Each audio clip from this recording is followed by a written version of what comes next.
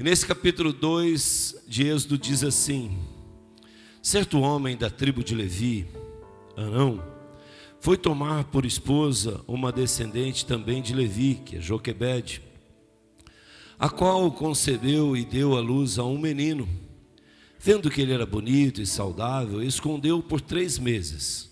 Vendo que era um menino, bonito e saudável, escondeu ele por 3 meses.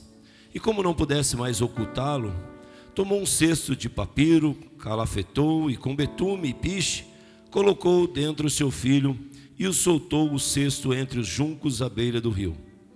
De longe, uma das irmãs do menino, que observava o que lhe ia acontecer, entre mentes, eis que a filha de Faraó desceu para se lavar no rio. E enquanto suas criadas andavam à beira do rio, ela percebeu então um cesto entre os juncos e mandou uma de suas servas apanhá-lo. Abrindo-o, viu a criança, e era um lindo menino, e chorava. Entremecida declarou: é filho dos hebreus, é filho dos hebreus. Então a irmã do bebê aproximou e sugeriu à filha de Faraó: queres que eu vá e te chame uma mulher dos hebreus, para que possa criar essa criança? A filha do Faraó prontamente respondeu: sim, vai. Partiu, pois, a jovem e chamou a própria mãe da criança. Então a filha do Faraó orientou-a: leva este menino, amamenta-o para mim, e eu te darei a tua paga. A hebreia imediatamente abraçou o bebê e o criou. Quando o menino cresceu, ela o entregou à filha de Faraó, o qual o adotou e lhe pôs o nome de Moisés, justificando: eu o tirei das águas. Amém? Para a gente entender, esse ponto do capítulo 2, para que a gente entenda o contexto todo, nós vamos para o capítulo 1 e a história. Todos aqui sabem, da história de Moisés, colocado num cestinho, deixado no rio, e a filha de Faraó o encontrou, então ele tornou neto de Faraó. Mas o que antecede isso? José foi vendido por mercadores ao Egito. E José então é usado por Deus e revela os sonhos do rei, do Faraó, e é colocado como primeiro-ministro do Egito. Todo mundo sabe, ele foi uma bênção. E então foram se passando gerações, vieram toda a família de José, o pai, irmãos, e constituíram ali no Egito, se estabeleceram ali. E foram passando gerações, E se eu perguntar aqui na igreja, nós estamos na cidade de Estiva Gerbe, E Estiva Gerbe é uma cidade tradicionalmente conhecida pela cerâmica Gerbe, Se você viaja, ainda as pessoas lembram: lá ainda tem a cerâmica Gerbe. Agora estão surgindo outras indústrias, mas a Gerbe ainda faz parte da história da cidade, leva até no nome, Estiva Gerbe. E então, se eu perguntar aqui para a geração, desses jovens de 17, 16, 15 anos, e perguntar se eles lembram do Lourenço Gerbe, poucos vão dizer: eu conheço, porque passaram-se gerações, eles já partiram. E é assim a vida. José também, ele morreu, seus irmãos morreram, passaram-se gerações, e agora se levanta um faraó que não conhecia a história de José, devido ao grande tempo que eles estavam lá no Egito. E então esse faraó, observando o povo hebreu que estava ali no Egito, ele percebeu que era um povo valente, um povo forte, um povo bem estabelecido, e isso amedrontou o faraó.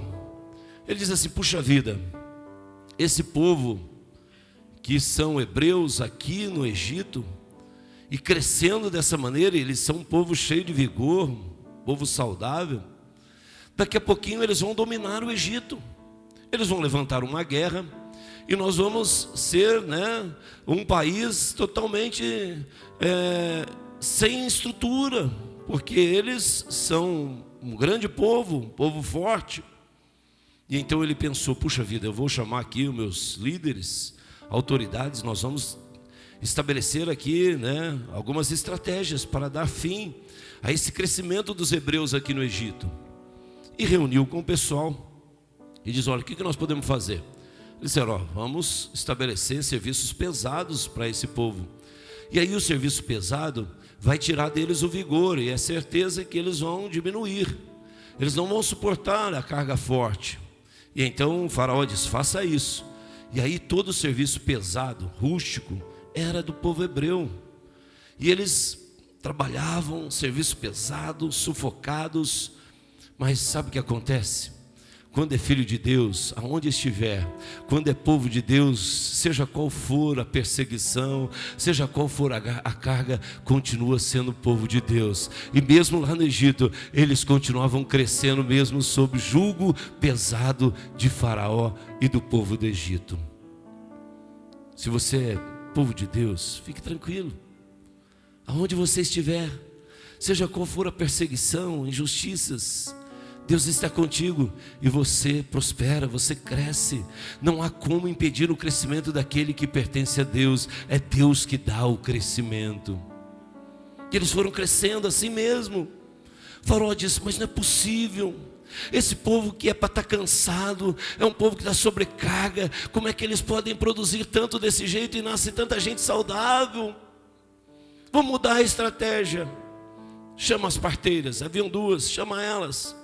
E diz: olha, a partir de agora, quando vocês forem realizar partos das mulheres hebreias, vocês observam o sexo. Se for menino, matem na hora do parto. Se for menina, deixem nascer. Quantos pais de meninos nós temos aqui, mães de meninos? Josué, você era 2 meninos. Também ali, né? A Mariane, 2 meninos. A Monique, 2 meninos. Ei, dureza, hein? Pastor Fábio, 2 meninos, Caio, Joaquim. Olha, quando for menino, mate no parto. As parteiras, elas eram tementes a Deus, sabiam que Deus era muito maior do que Faraó, que a ordem de Faraó não conseguia superar a poder e autoridade de Deus, e elas, por temor a isso, não fizeram isso. Elas não conseguiram realizar o desejo de Faraó de matar aqueles meninos que nasciam. E então Faraó percebeu que, após dar uma ordem para as parteiras, sabe o que estava acontecendo? Continuavam crescendo.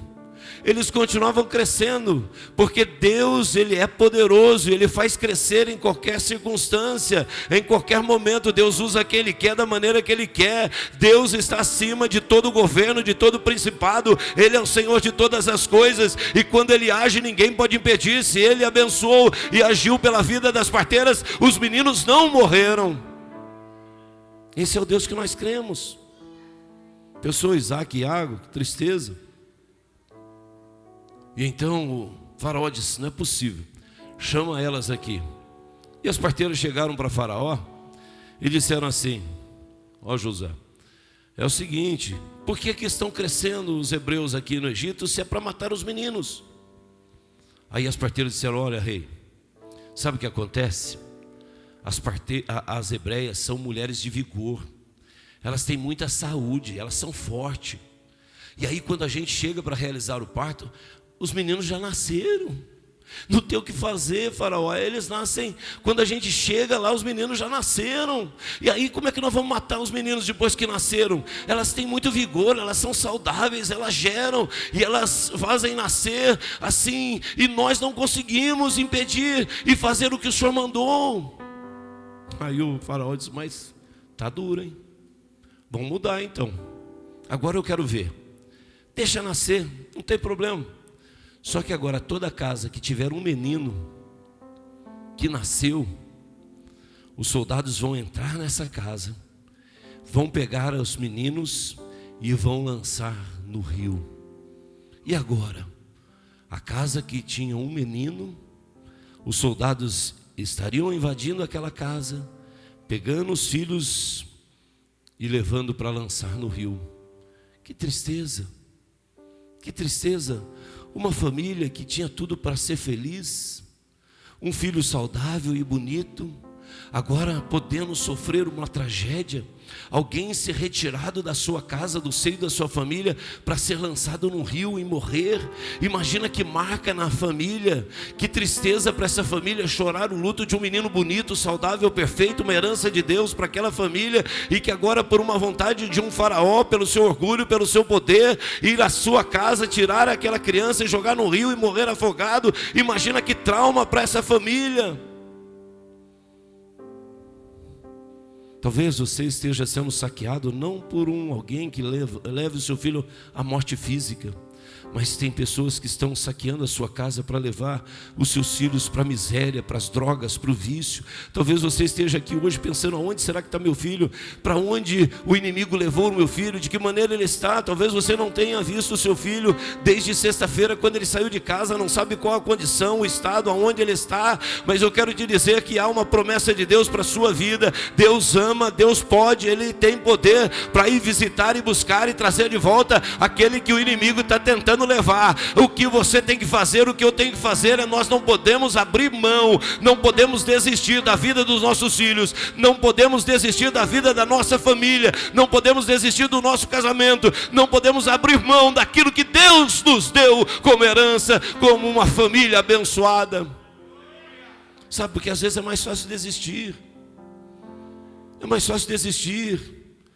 Se Deus permitiu que tivesse alguém do seu lado, um esposo, uma adjutora, uma esposa, não abra mão do seu casamento.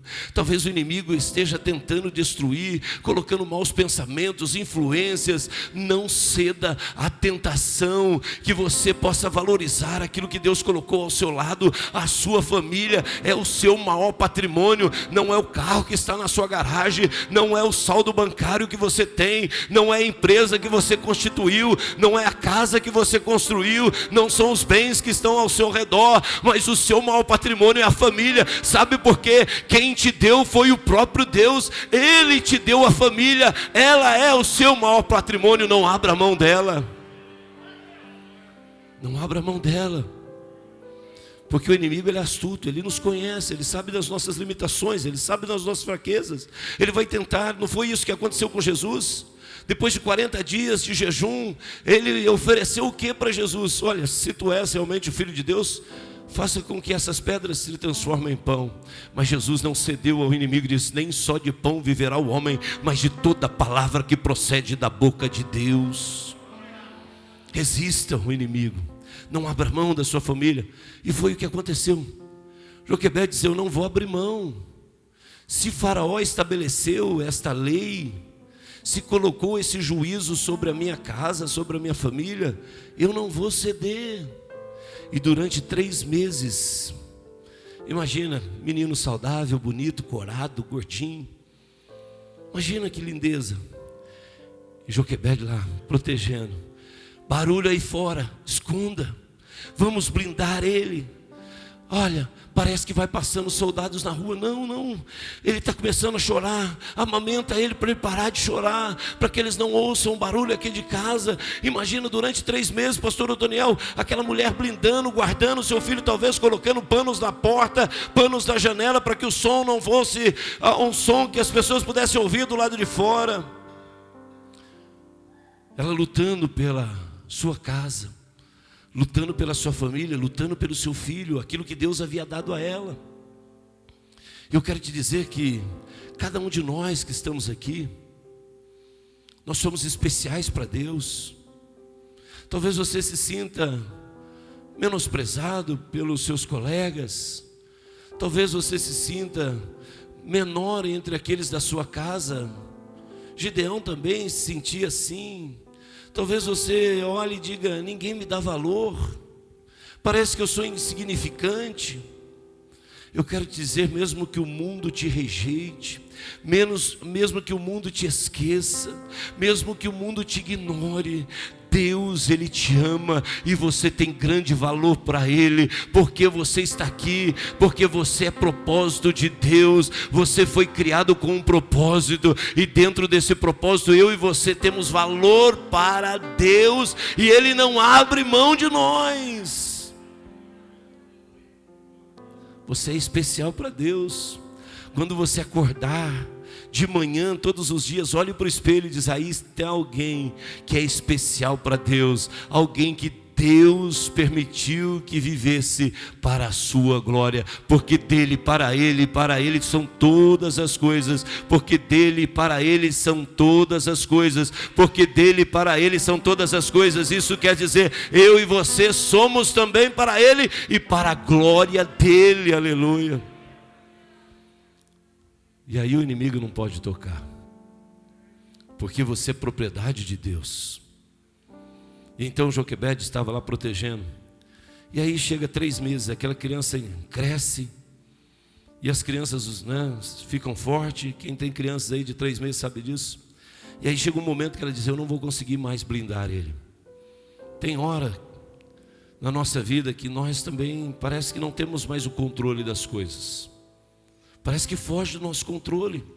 Eu fiz de tudo para salvar o meu casamento, parece que não dá. Eu já aconselhei, eu já perdoei, eu já estendi a mão, eu já fiz de tudo, parece que não vai. Tem momentos da vida, olha, eu já fiz isso com meu filho, eu já aconselhei, eu já ajudei, já internei, já busquei, já internei de novo, já busquei, já fiz isso, fiz aquilo, pedi ajuda, parece que não vai. Tem momentos que parece que esgotaram-se todas as nossas possibilidades. Aconteceu isso com Joquebede, mas Deus dá sabedoria para nós, irmãos. Nós somos especiais. Deus nos dá sabedoria, entendimento, discernimento. Ele nos dá estratégias. O que nós temos que estar é atentos às estratégias de Deus para a nossa vida.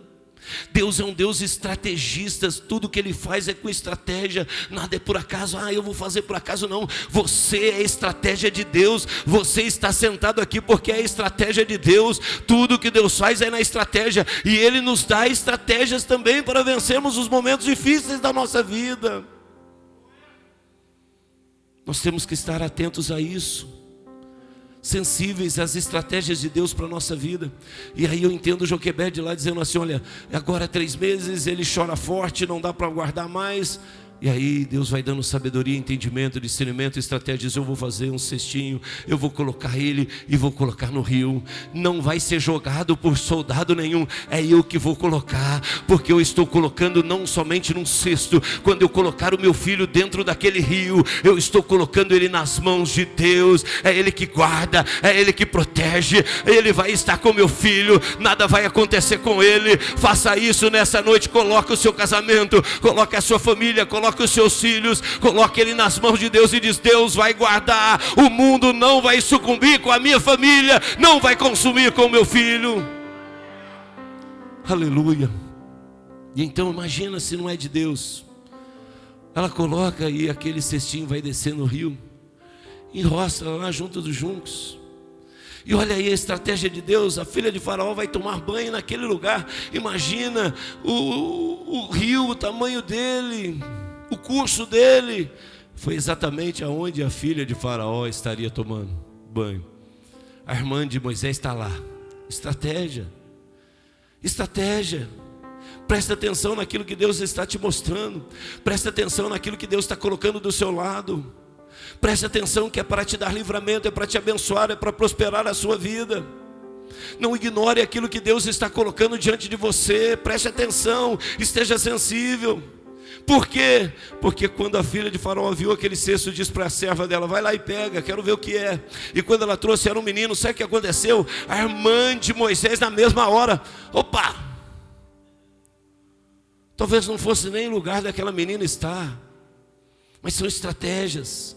E quando ela viu, ela disse: olha, imagina, aquela menina podia ter chegado nervosa diante daquela mulher, porque era a situação, o irmãozinho dela estava ali. Agora a filha de Faraó podia afogar ele, podia jogar ele no rio, porque era hebreu.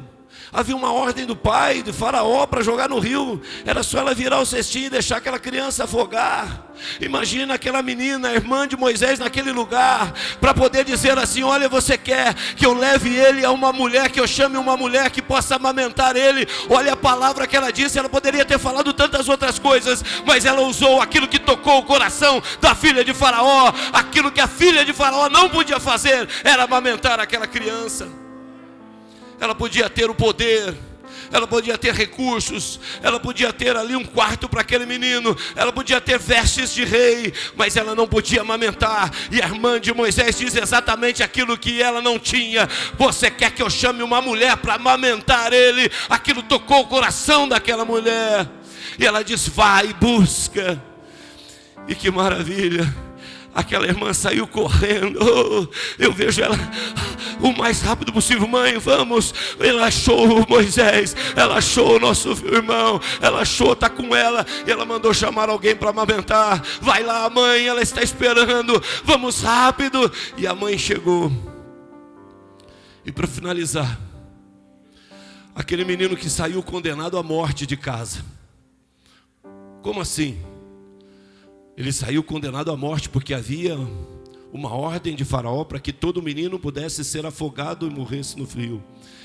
Quando a mãe tirou ele de casa e levou ao cesto e ao rio, havia uma sentença de morte para Moisés.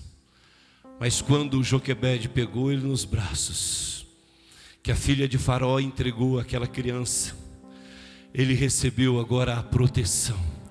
Por quê? Porque caiu todo o decreto de morte na vida dele.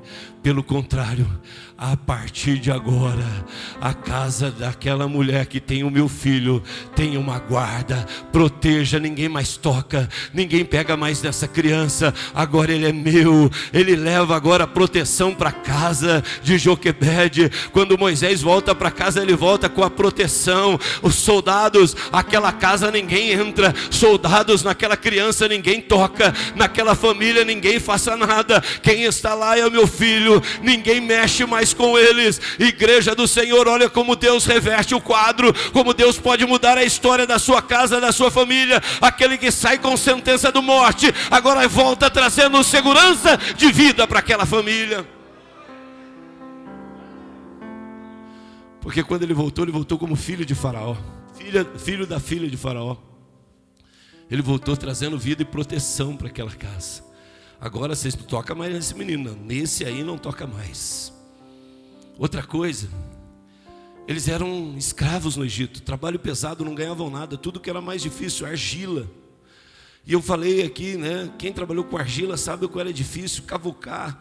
Na época da Gerbe, da Mogi Guaçu, tinham que cavucar o barro, jogar no caminhão, era terrível, serviço pesado, era isso que eles faziam, os hebreus. Terrível, faziam tijolos, era pesado demais o trabalho, e não ganhavam nada.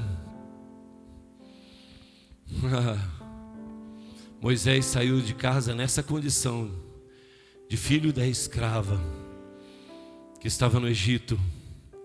Mas quando aquela mulher, Joquebede, tomou ele nos braços, ela tomou um menino que tinha proteção, e um menino que levava provisão para casa. Porque se saiu sem salário, agora estava voltando dizendo: olha, na tua casa agora não falta mais provisão. Eu vou te dar dinheiro para você cuidar dessa criança. Eu vou mandar o alimento lá na sua casa. A partir de hoje, aquilo que era escravidão passa a ser provisão. Aquilo que faltava vai ter em abundância. Você não tinha direito, agora você tem. Você saiu de uma maneira, você volta de outra maneira. É isso que Deus pode fazer na sua casa, na sua vida. E sabe quem foi Moisés? O grande libertador que Deus levantou para tirar o povo da escravidão, para conduzi-los à terra prometida. É nesse Deus que nós cremos, que faz o sobrenatural acontecer.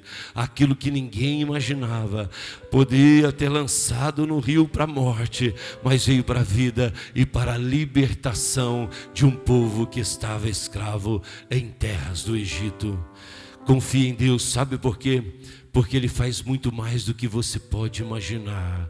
E quando Ele age, ninguém pode impedir. Ele age e ninguém pode impedir. Ele toca e ninguém pode impedir. Ele faz e ninguém pode impedir. Ele é poderoso para fazer infinitamente muito mais do que nós podemos imaginar. Esse é o Deus que está aqui. É esse o Deus que também tem prazer em abençoar a sua casa. É esse Deus que também tem prazer em abençoar a sua vida. é esse Deus que quer te dar vitória, é esse Deus que quer fazer na sua vida muito mais do que você pode imaginar. Que Deus os abençoe em nome de Jesus.